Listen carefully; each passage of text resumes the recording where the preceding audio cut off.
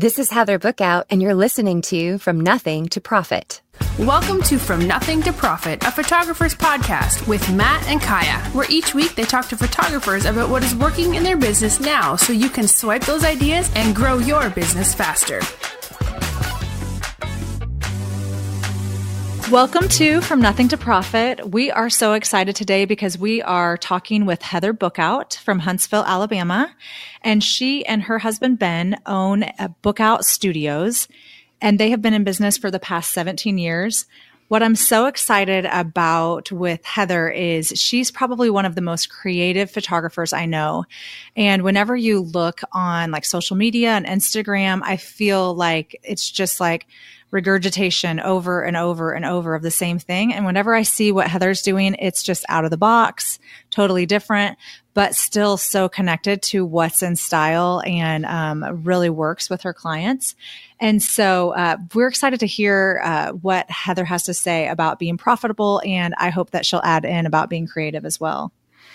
Yeah. And Heather, I didn't know much about you before, Kaya brought you to my attention, and you do some really, really amazing stuff. I mean, on Instagram, stuff like that. And then as you and I were talking leading up to this, we've talked over the last couple of weeks, and I realized like how much of an operation you really have going. Like, I mean, you guys are doing huge amounts of sales, and it seems like it's very planned, but it's very like high in volume. I don't even know how I describe it, so I'm going to let you describe it. But it seems like you have really an amazing business in Alabama for sure. Thank you so much. I'm so excited to be here. That is something that I love, that I'm super passionate about, is being creative and being profitable. So I am excited to talk about both of those things, Kaya. I think it's going to be great. All right. But before we go too far, tell us about your new puppy. Okay. So we just adopted a beagle this weekend. And does it have a southern accent yet? Well, possibly. We did name her Rosie, and we already have another dog that's a Jack Russell Beagle mix, and her name is Barley. So we have Barley and Rosie now, and they are just so adorable. Like, we're getting our cuteness overload every day. So I don't know. I think it's pretty great. We love it. That's awesome. All right. So I'm going to jump right in. Okay. Kind of tell us about your expertise. I mean, I kind of mentioned it a little bit, but tell us about your expertise and about your stylized and themed shoots and all that stuff, kind of what you're known for and what your business looks like. Well, we just love creating really cool story-inspired type sessions. So that might be like a mermaid and a pirate. So what we try to do is create experiences that will work for both boys and girls. And then we my husband writes this amazing, beautiful story for it. And then we create like a Disney ride type experience where we take the client, the child, through this type of set with the story in mind. And our goal is to hopefully sell them that storybook at the end. And it's been really, really good. People have really connected to that. And the kids love it really well too, because it's exciting and it's fun for them because they're acting out pretend. It's like, hey, I'm a mermaid and this pirate's trying to rescue me and stuff like that. It's really fun.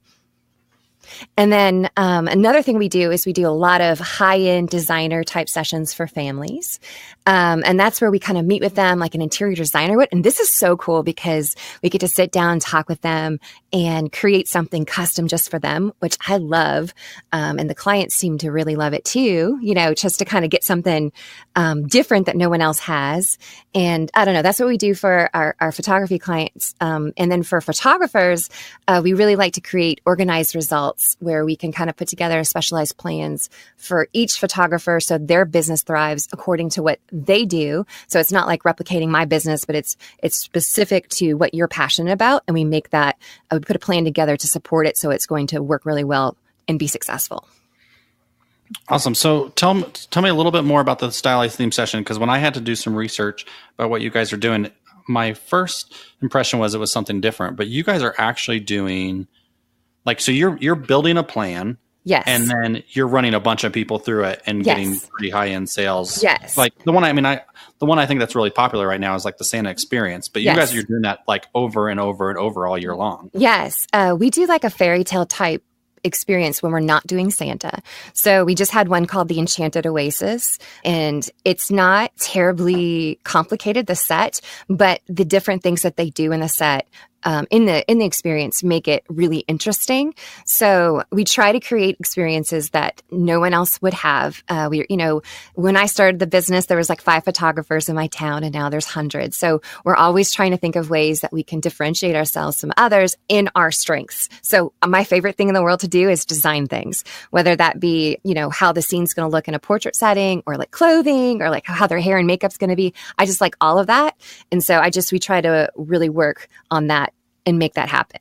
So during the session, then you coach them through an actual experience. So rather than sit here on Santa's lap and look at me and smile, you're kind of telling a story that they're living in. Is that what you're saying? Yes, kind of. So there's the story really comes into play when they get the book, and that's where it all comes together into life. But it's super fun. So we have like these little mini vignettes where they're like, okay, look, like for instance, there's a scene that I do where Santa's looking in a book and they're all looking in the book together, and I have a light source coming from that. So we have Santa in real life say, watch what happens when I say your name, and then it's really fun for the kids, and then the light will go off. And so, but that's obviously not in the story. So we try to kind of create a really fun experience in real life, but then when they get the actual book, then that's when the story comes to life a little bit more like that. So whatever we do in real life, we try to make it fun, but sometimes it's not exactly the same as what the story would be. That's really interesting. And the way you described it to me is you kind of described it. It's like a ride at Disney World, right? Yes. So you guys, this is all planned. Yes. And it's all, that's so cool. And so how many people do you guys bring through an experience? So right now for our Santa experience that we're doing right now, since it's November, we have 73 sessions booked. So, and then we'll do 10 in one day. We kind of like group everything together in one day. So we're really optimized. And, when you do, I like to group my specific types of appointments in the same day. So I can really get in a really good flow. And we hire hair and makeup team. We hire a greeter to come in just that day. We have, of course, Santa.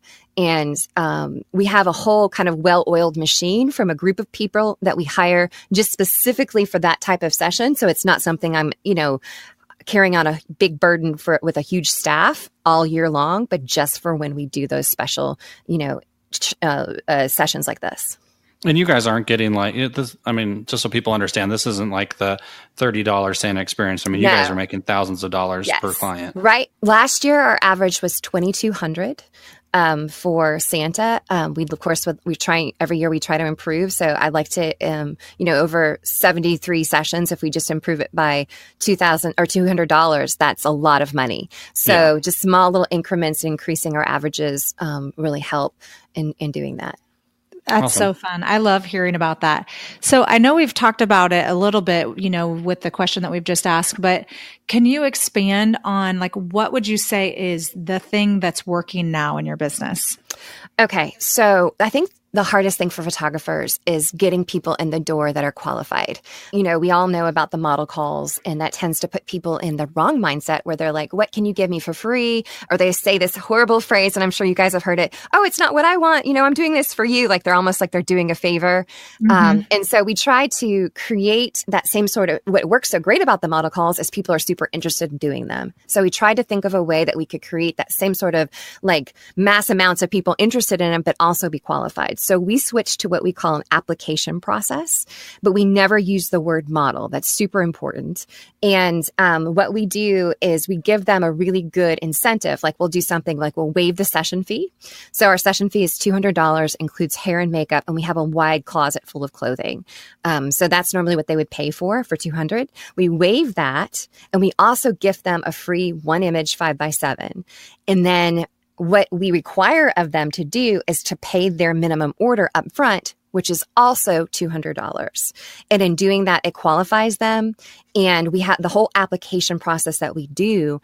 It takes them through, hey, are you okay with paying for your $200 up front? And we have bullet questions where they can answer, yes, I am. Please pick me. No, I don't want to pay for my pictures. Or C, I'd love to pay for them, but I don't have the funds right now. And getting them in that mindset of going, okay, well, if I can't pay for it, I probably can't do it, helps us really weed through people. If they say any of those 2-second options, we don't choose them. And we choose all the people who said, yes, I'll pay for it. And that's who we call and connect with. Do you have people that fill the whole thing out and say, no, I don't want to pay for the pictures? Yes, every now and then, but not normally. Usually the way the process works. So right now, I think we got 120 applications. And For Santa? For Santa. And we booked about half of them, you know, because we did get them from other sources, not just this one promotion that we ran. So, and what we do is we're always testing, like, how can we improve? What can we do to improve our closing ratio on the phone? And one of the key things that we found is to really paint a picture following like bullet points on a piece of paper, not necessarily a script, because you don't want to sound like a boring person, but just having like, hey, we need to cover this. And remember when you applied, we said this, that you're going to have to pay for it up front after we tell about how awesome it is. So it just doesn't, we just want to take away all uncertainty, anything that feels shady or not cool, and replace it with excitement. And I cannot wait to do this. I want to come and pay for these pictures and get this awesome experience. That's so fun and different, but I think what you're doing really works with what people want right now. They want to be special. They want to be chosen. They want to be famous. So yeah, that's fantastic. And it's one of those ideas in sales about pushing back a little bit and not appearing so desperate. When you push back a little bit that you may not be chosen, it tends to create that emotional desire in clients to want to be chosen. And it makes them come to you a little bit more and makes it easier to close the deal and book the session. And so does this, so does the application live on your website? So no, we do this through Facebook ads. So we spend, every time we put an ad together, we usually do one a week, and we'll spend between $300 to $500 on our ad. And it's a boosted ad. So I know there's a lot of different ways you can do it, but we do a post on our Facebook business page, and then we boost it. And we boost it to a specific demographic. We like to get women that are between the ages of 28 and 45. And then there's Facebook is always changing how they do things. But what we currently are doing is there's a place for income, and you can do the top 25% of people's income. So they used to do it they used to be able to do it by their house, which was awesome. But then they took that demographic away. So now we do it by the top income. And then we also, when we're doing Santa sessions, or we do children under 12. So they need to have children under 12. So we do all of those little breakdowns, all the way down to a baby. And that's kind of how we really target our ads. And so a lot of people are confused when they first start doing Facebook ads, and like, I don't have a big Facebook following. Like, I only have 500 people that like my page. And so you're putting it on your page, but you're boosting it to others. And so that's confusing. And that's one thing I'd love to clear up, because I think that that's something that could be really helpful for people just starting out, is you don't need to have a big following. You can put that money down and show it to thousands of people beyond your actual Facebook reach on your normal page. So you're doing like 300 to 500 per ad. Is that what you're saying? Yes. Yeah. Well, then that makes sense. You're not messing around. You're making this happen. Yeah. And we're definitely we're getting that return on our investment, because with this specific one, we booked, I believe it was 49 sessions in 2 weeks doing this in the last 2 weeks with Santa. So, 49 times 2, $200 is a huge deal. So, you definitely can afford it even before you have gotten them in for the actual session. Very fun. All right. So tell us what you're most fired up about in the industry. What are you most excited about, or what do you think?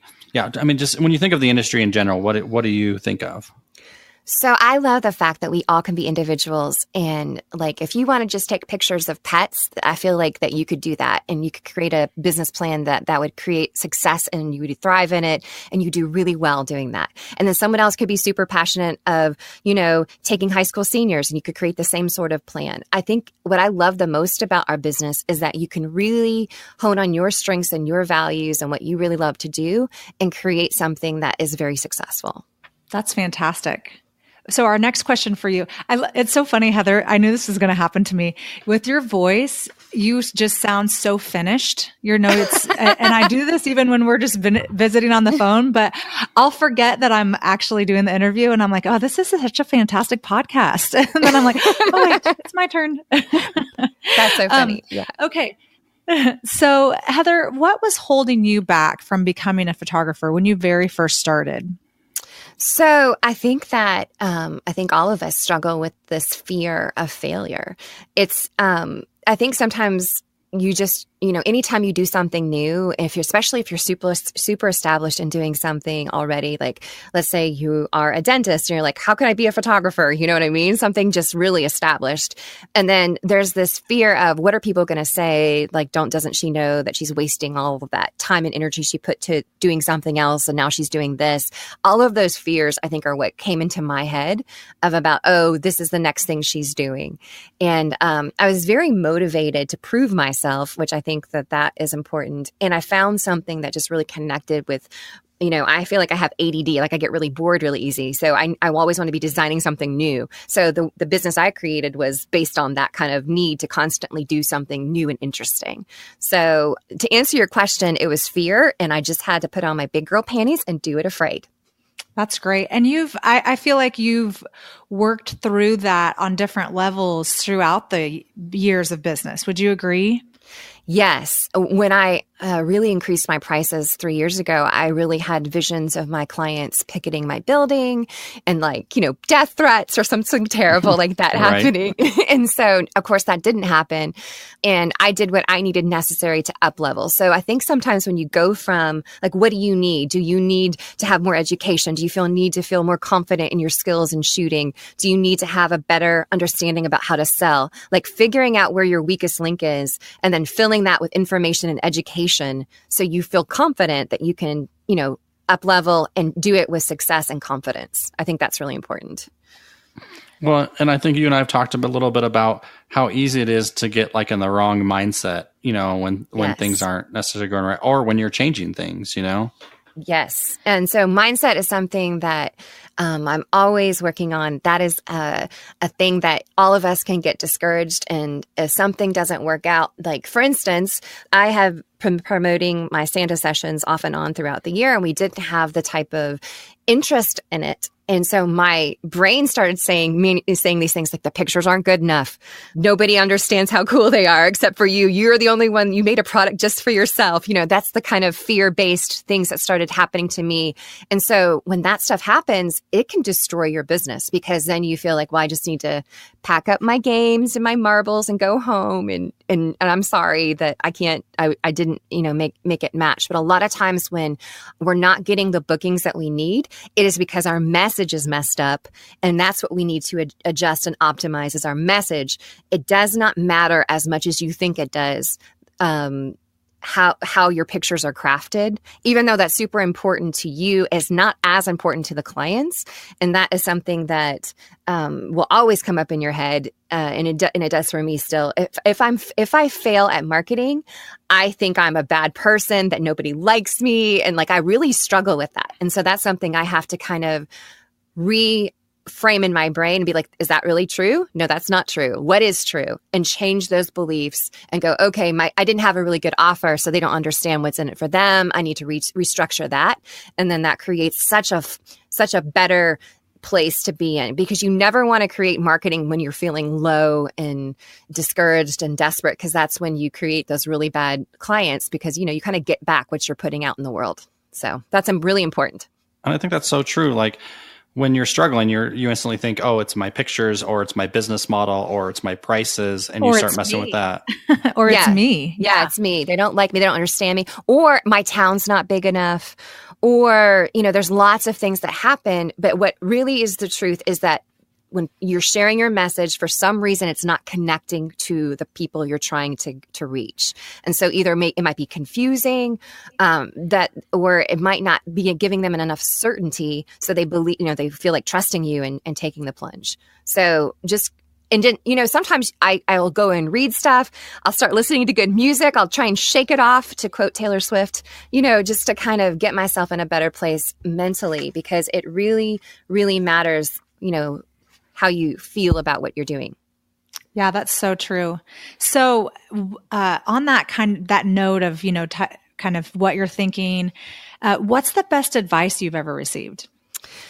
Okay. So I feel like you are always either moving forward or falling backwards in your business. So I think that some of us are like, oh, this is going pretty good. Let's coast. When you start coasting, you start kind of sliding a little bit and get comfortable, and maybe you stop marketing, and they're like, wait, I don't have anybody coming in next month. What am I going to do? So what I try to do is always have a daily and like a weekly, like every Monday we talk about last week, like how was it with our clients? What went right? What should we do more of? What should we do less of? How should we readjust? And we're talking about in everything when it comes to sales, to experiences, to just processes. Like, clients seem to be confused about this. How can we make them less confused? Things like that. And so I'm always trying to work on making it better. And I've definitely gotten to that mindset of always make it better instead of let me just figure something out and then so I never have to think about it again. I think that's the wrong way of thinking. You should always be thinking about how to make it better. Yeah. And so my wife Allison and I just kind of went through this whole coasting thing you were talking about. Because, we got pretty tired after running our business for 10 years and we're like, okay, let's just like take a year off and reap the benefits of what we built. And it was so hard. And I didn't quite figure that out. I was like, man, this just seems just as hard. And what somebody told me is just as easy, or it's just as much work to grow your business as it is to maintain your business. So why don't you just grow your business? Love that. And the other part about what was interesting is when we were maintaining, like the mental game was like totally different. There was a lot of self-doubt and stuff like that because things weren't coming in because we were just coasting and we were waiting for phone calls and stuff. So the mental game was harder and running the business was just as hard. So why don't we grow it instead of coasting? So we've, in the last year made the switch back to growing again. And it's been such a much more positive experience for us. That's great. Yeah. Because I don't think there's such a thing as neutral emotions. You know what I mean? Like either you feel negative about your business or positive. And so when you get into that coasting mode, you just kind of just are like, that meh feeling. I mean, it's not terrible, but it doesn't feel great. You know what I mean? So I'd love to feel try to create experiences in my life where I'm feeling good every day. Well, and your clients aren't attracted to meh. Yes. Right. Or the wrong people are. And they're like, why aren't they buying anything? They're like, meh about it. We don't want that. Right. So share one personal habit that you think contributes to your success every day. Okay, so I'm always working on my mindset, and I do that by being super aware of what I'm thinking, because usually if we start feeling bad or feeling discouraged or feeling frustrated, it's because of a thought.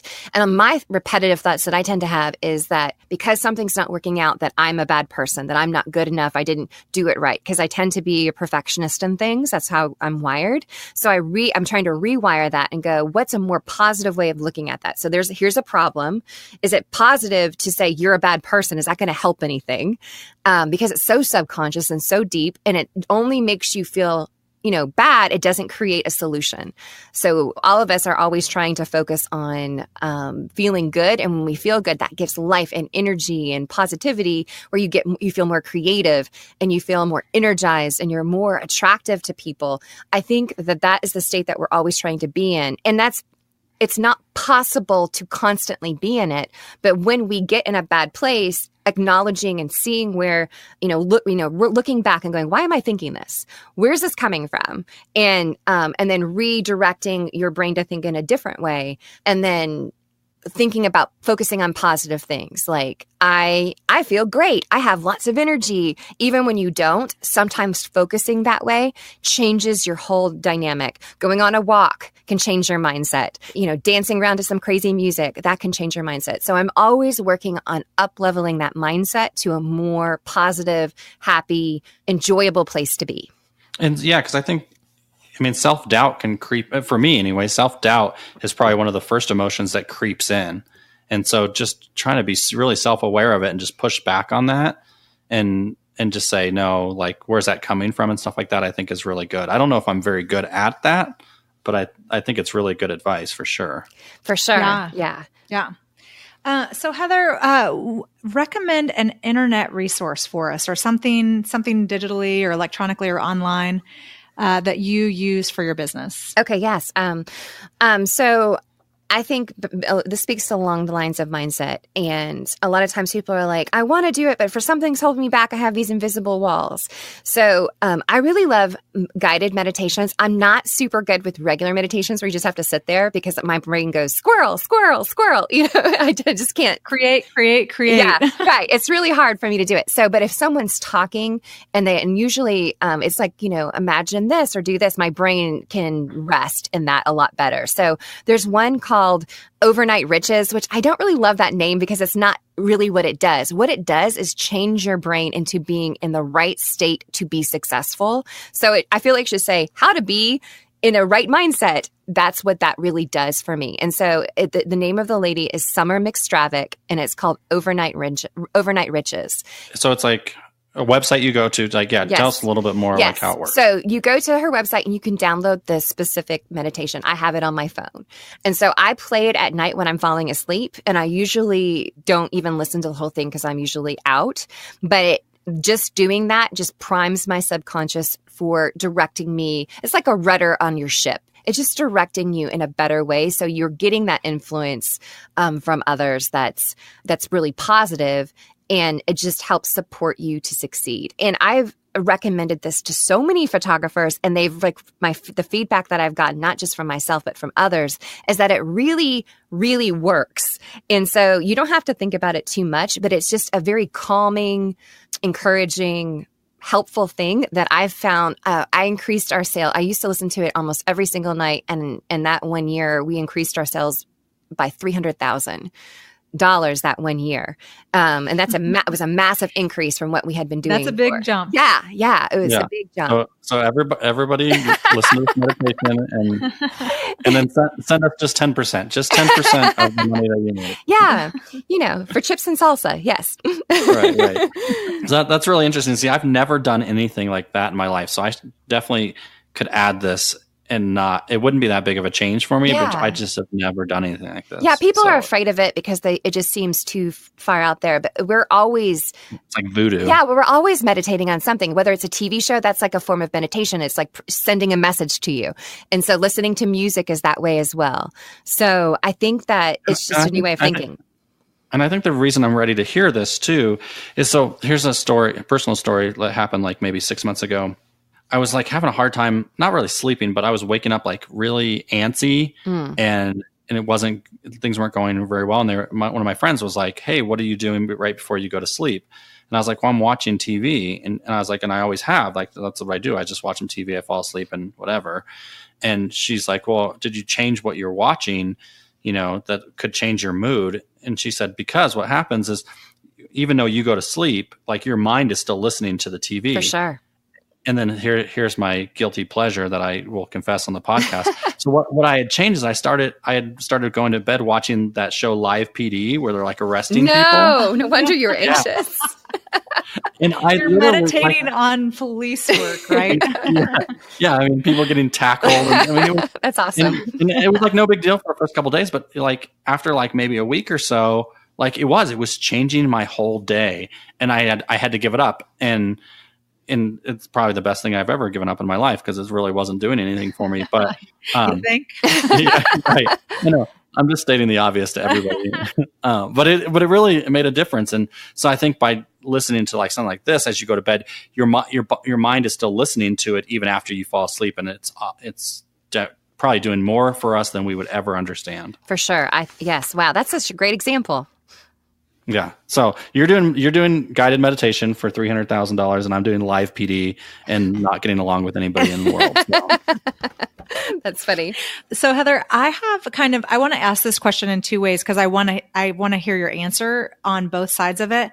Well, one of the things is while you were talking, I was thinking about all the photographers out there that do mini sessions. Yes. And I mean, my clients are like, well, when are your mini sessions? Yes. When are you going to do your mini sessions? I want to do your $350 10 digital file mini session. And I'm like, there's no such thing, but there's this, I mean, this mindset out there from regular people to photographers that's what they do.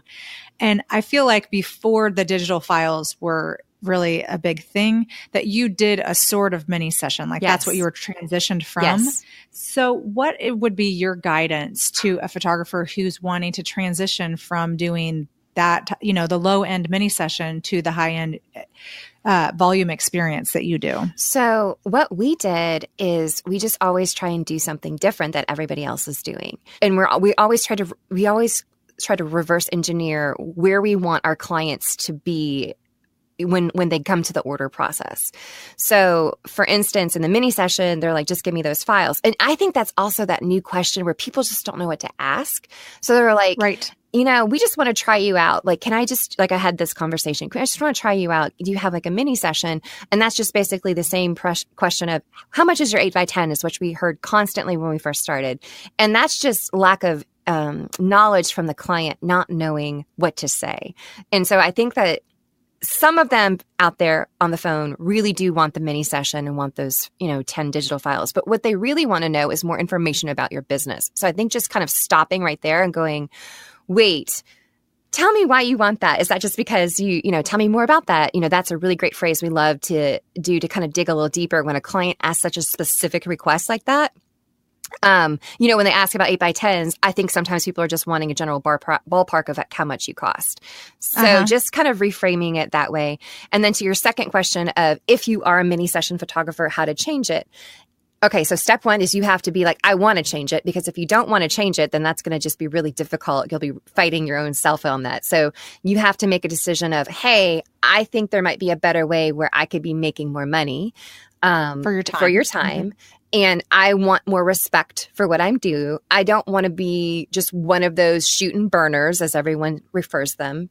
I want to be different. And if you want to be different, then, create an experience that you would really connect to, because whatever we do, we also have to believe in, and then that's what we did. And that's how we crafted our special experiences that we do. And so if someone asked me that on the phone, I said, we don't have mini sessions, but what we do have is something like no other photographer has. Can I share that with you? That's good. And so that's fantastic. And that really helps. And then of course people want different. So that really works well. Yeah.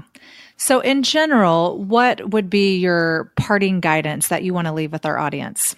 Okay, so I just kind of talked a little bit about reverse engineering every goal you have, every idea, every thought.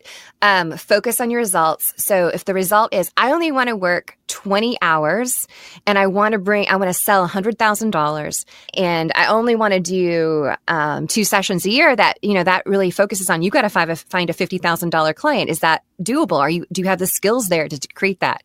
And I know that's a kind of like a crazy example, but that's what you need to do, is kind of figure out, are your goals even possible with the skills and the level of knowledge that you currently have, and then create a plan in place to make that happen. And so that's what we love to do, here at the studio. Anytime we have an idea, we're like, how can we make that work to make it profitable? And so we start with the end of, we want to make an average order of this amount. How can we do that? Is this possible with our sales process? And we go that way. And then a lot of times photographers really focus on our average order, getting that average order up. And when I was really last year or 2 years ago, when I was really trying to increase my my yearly goal, I kept struggling because I kept increasing my averages, but then my frequency would adjust to be like lower if I was higher on my averages. Like frequency is the amount of sessions we were doing. And it was like I kept just getting stuck at a specific number every month. It was almost exactly the same within like $1,000 of it. And I was like, I have a problem here. I'm limiting myself from like, this is where I'm comfortable with the amount of money I'm making. And so then I started to focus on 2 different aspects of my goals. I focused on the average order and the amount of sessions that we were doing. And I really, really focused on that, because you can look at a calendar and it looks super full, but it's really not. You know what I mean? Yes. We trick ourselves to think, oh, I'm booked. But are you booked? Or are you only halfway booked? And when you're fully booked, that's when those goals really come into play. And that's when you dial in your marketing, getting those plans that really, get people in the door that are qualified. That's really good. Yeah. So, man, I'm doing what Kaya, you were saying you're doing. You just sit here and listen to her speak. And then you're just like, wow, I just need to put down my headphones and go take care of some I've been stuff. taking notes. This is so good. Okay, so real quick, 2 things, share with our audience. I know that you have a book that you want to recommend. Yeah. But then also, I know that you have a free gift for our audience as well. So just do those back to back, and then we'll wrap up right after that. Okay. So the book I'd like to recommend is The Big Leap, and it's called, and it has like a colon. It says, Conquer Your Hidden Fear and Take Your Life to the Next Level. And the author is Gay Hendricks. It is so great because I love this book because it's helpful to find out those hidden walls that would prevent us from reaching our potential. Like, remember I was saying I kept only making the same amount every month, even though I kept trying to up-level everything. It helps us realize what those might be and address them so you can get better. And it really is super positive because it focuses your brain on things that you can turn up the volume on the good things in your life and the things you want more of. Like, you want to have positive energy, you want to have success, you want to feel love and happiness. And it shows you how to do that in your personal life and in business. And it was really, really helpful for me. I reference it a lot, when I jump on the struggle bus and I'm like, hey, I need to feel a little bit better. What's happening? And it's usually something where my brain's getting on board and, saying something that's not true. And this is really helpful to help, weed that out and get down to the core of what's going on. So I really, really love that book. Yeah, that one, just based on this conversation, if that's the book you're recommending, that one moved to the top of my list for sure. So it's just so interesting how you've talked about, like stopping and being conscious of your thoughts and stuff, because I'm not good at that. And this book is going to get ordered this afternoon for sure. Awesome. Okay. So share, I know you have a free gift for our audience. Yes. Share that with the link and stuff like that. Perfect. Yes. So what I love to do is kind of, when you're in the playground and you're like, Mom, come push me on my swing. I want to give you a really big push. So what I like to do is give you my top 10 ways to optimize your photography business for success. And you can find it at my website, which is bookoutstudios.com/coach. Heather, that's so exciting that you're giving that gift to our listeners. And we will also put a link into the show notes for it. And I will definitely be downloading it and checking that out. So thank you all for listening today. And we hope you have a great day and that you take away some fantastic pieces of advice and some new ways of thinking from our interview with Heather Bookout today on From Nothing to Profit. Thank you for listening to From Nothing to Profit, a photographer's podcast with Matt and Kaya. Be sure to subscribe for more business strategy and ideas to help you create the profitable and successful business you've always wanted. See you on the next episode of From Nothing to Profit.